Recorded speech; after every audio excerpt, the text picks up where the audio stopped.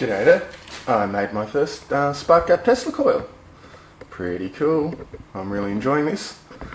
So let's go and have a look at some of the setup. It could certainly be a lot better. But we'll go around and we'll have a look. Alright, in here I have a tub full of oil, the flyback transformer in there.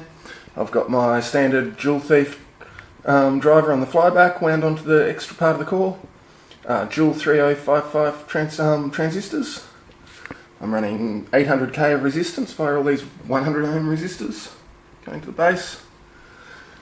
We've got a spark gap down here.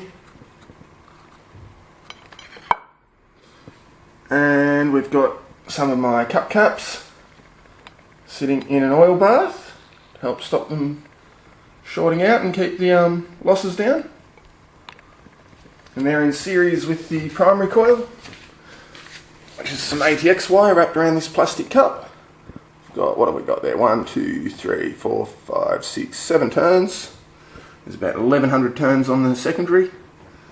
And as you notice, the secondary is arcing out everywhere. That's because it's an old Slayer coil that's been very abused. I don't know if you can see all the burn marks on it.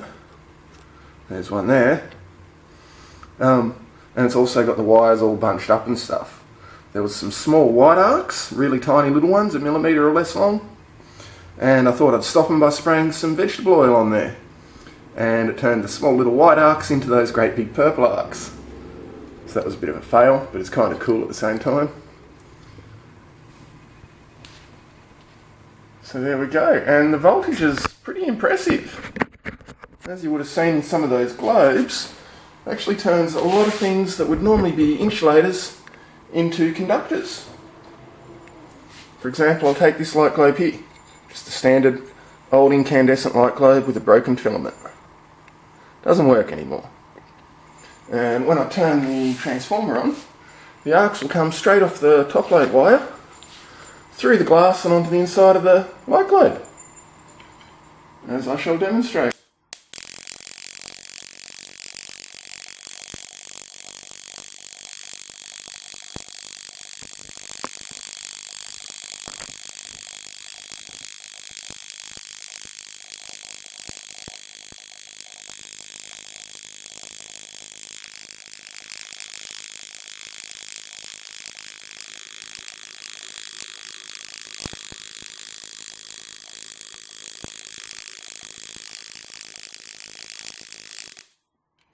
So that glass might as well not even be there.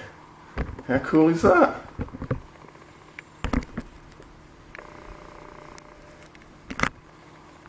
Doesn't work very well on the incandescence, on the fluorescence, sorry. It's pretty much, the frequency is just too low. It hardly even lights up the old Evermenko plug wireless detector.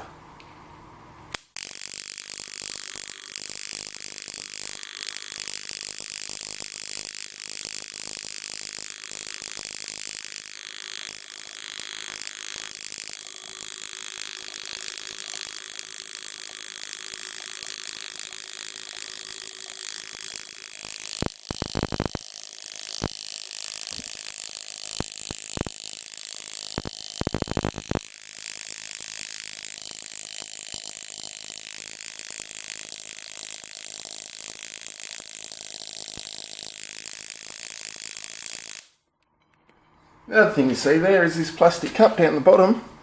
The arcs actually go straight off the secondary through the cup and into my finger. Maybe it's a capacitive coupling thing, but I just thought that was really cool. And the other one that's really cool, I've had this glass cup of water sitting here, just a plastic cup of water. And I found this out by accident before. It zapped me when I picked it up, and I'll see if I can reproduce it. And listen carefully, I've got my hand making good contact with the outside, and it just zapped me a tiny bit. When I touch the water, it should draw a spark. I got a tiny zap there. I don't think you would have heard that on camera. But just the old cup full of water.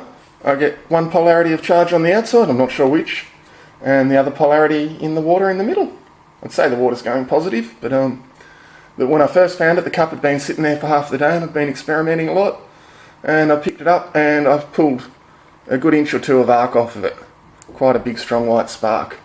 So That just shows that the dielectric is what holds the charge in the capacitor. And I thought that was really cool. Alright, let's have one more quick look at some of the arcs and stuff. Unfortunately, my camera is just not doing this justice. There's a lot of very faint, fine purple Corona style arcs coming off this top wire here, which you probably can't even see in this terrible lighting. There's a little wire there. And there's Corona going everywhere. So let's have another look.